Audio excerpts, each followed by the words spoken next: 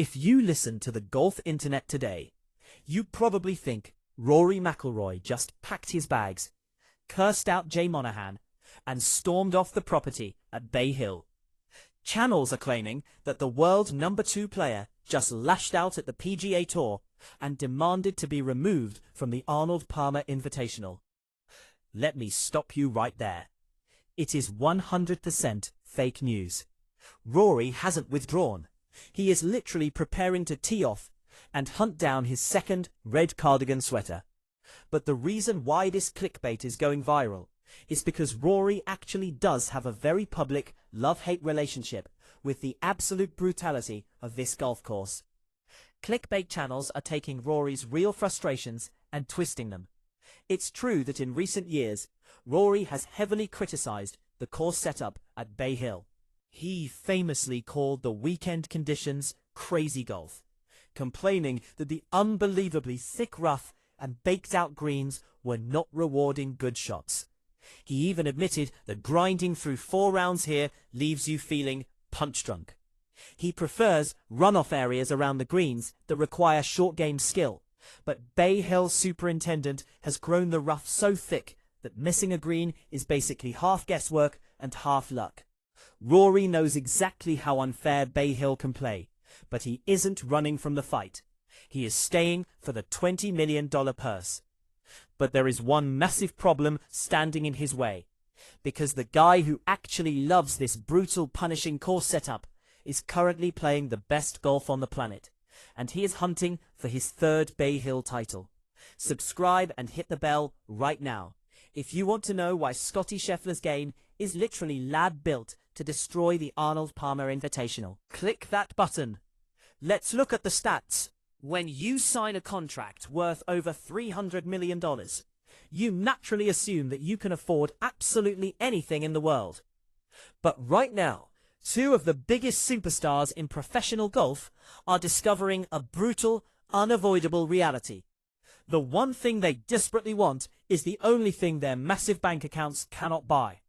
Jon Rahm and Tyrrell Hatton are currently standing on the edge of a cliff, staring down the complete and permanent erasure of their European legacies. If they refuse to pay the millions of dollars in fines they currently owe the DP World Tour, they don't just lose a spot on the 2025 Ryder Cup team. They lose the team photos, the legendary locker room moments, and the fierce respect of an entire continent. The absolute craziest part of this entire standoff: the battle was already over before it even started. And one specific overlooked detail about who actually controls European golf proves exactly why they have nowhere left to hide. The trap was set in a packed press room in Dubai, and the man who triggered it was Rory McIlroy. When reporters asked McIlroy about the looming Ryder Cup eligibility of Rahm and Hatton, he didn't dodge the question, and he didn't soften his tone. He looked straight into the cameras and delivered a flawless, inescapable checkmate. McIlroy reminded everyone that during the previous Ryder Cup, the European team heavily criticized the Americans for reportedly wanting to be paid to play. The Europeans loudly and proudly claimed that they played purely for the pride of the crest, and that they would gladly play for free. McIlroy simply stated that if Rahm and Hatton truly care about representing Europe, it would be incredibly easy for them to just pay their fines and prove it. He didn't attack them personally. He simply used their own words against them. It was a masterclass in psychological pressure, turning a complex legal dispute into a massive, very public test of loyalty. To understand why these fines exist in the first place, you have to look at the contracts. When Jon Rahm shocked the world and defected to LIV Golf in December 2023, followed closely by Tyrrell Hatton, they were both members in good standing with the DP World Tour. At the start of every single season, players sign membership documents explicitly agreeing to the tour's rules. Those rules are crystal clear. If you play in conflicting events without an official release, you get fined.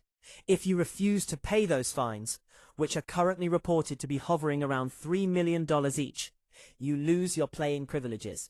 And if you lose your playing privileges, the automatic pathway to Ryder Cup qualification instantly vanishes. Rahm and Hatton knew every single word of this policy before they signed their Saudi-backed contracts. They calculated the risk, took the guaranteed hundreds of millions, and made their choice. But now the consequences are coming due, and the safety net they thought they had is completely gone. For months, the LIV defectors have been quietly hoping that a massive global merger between the PGA Tour, the DP World Tour, and the Saudi Public Investment Fund would magically erase all of their penalties.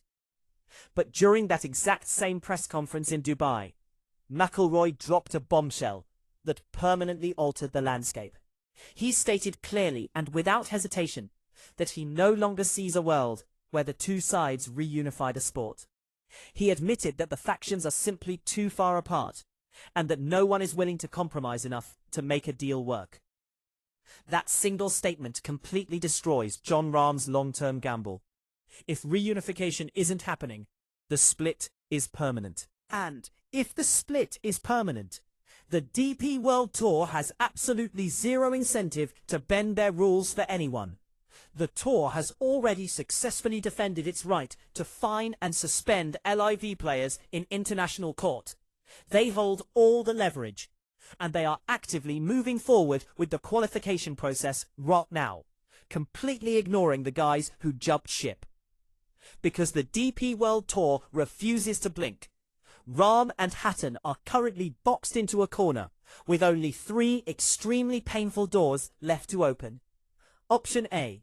They write the $3 million checks themselves. They preserve their Ryder Cup eligibility, but they are forced to publicly swallow their pride and admit that the DP World Tour still holds ultimate authority over their careers. Option B. They refuse to pay on principle. They keep their pride and their LIV golf loyalty intact, but they completely forfeit their eligibility. By 2027, the European team will have built new chemistry without them, and their Ryder Cup careers will be officially over. Option C. They let LIV Golf quietly cover the fines on their behalf. The financial hurdle disappears, but the optics are absolutely catastrophic.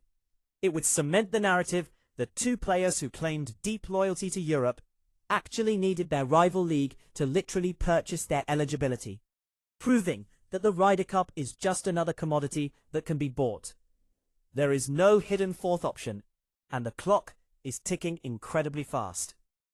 While Rory is applying massive public pressure, European captain Luke Donald is executing a brilliant strategy of his own: absolute silence.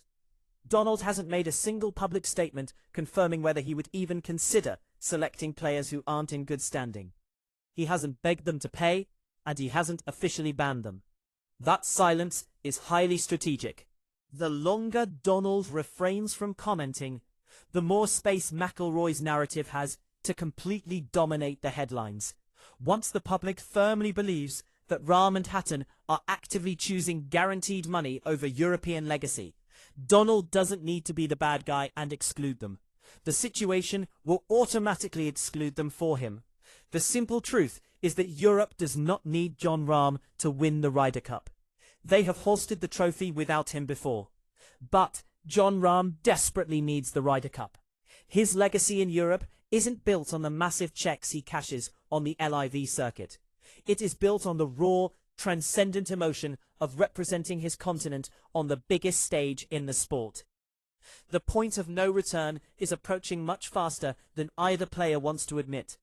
DP World Tour membership renewals and qualification point standings are actively locking in. If Rahm and Hatton hesitate too long, paying the fines late won't save them. It will just prove that they waited until the absolute last possible second. This was never a conversation about whether 2 guys who signed contracts worth hundreds of millions of dollars can afford a $3 million fine. This is entirely about ego, authority, and admitting that a traditional golf institution still controls the one thing they desperately want. The Ryder Cup runs strictly through DP World Tour membership. End of story. There are no corporate loopholes and no special exemptions. Rahm and Hatton are discovering that harsh reality in real time, and while they sit in silence trying to figure out their next move, The door to Bethpage Black is slowly closing right in their faces. What do you guys think? Should Rahm and Hatton just swallow their pride and pay the millions? Or should they stick to their guns and walk away from the Ryder Cup forever? Let me know down in the comments. And don't forget to subscribe to stay ahead of the massive changes shaking the golf world.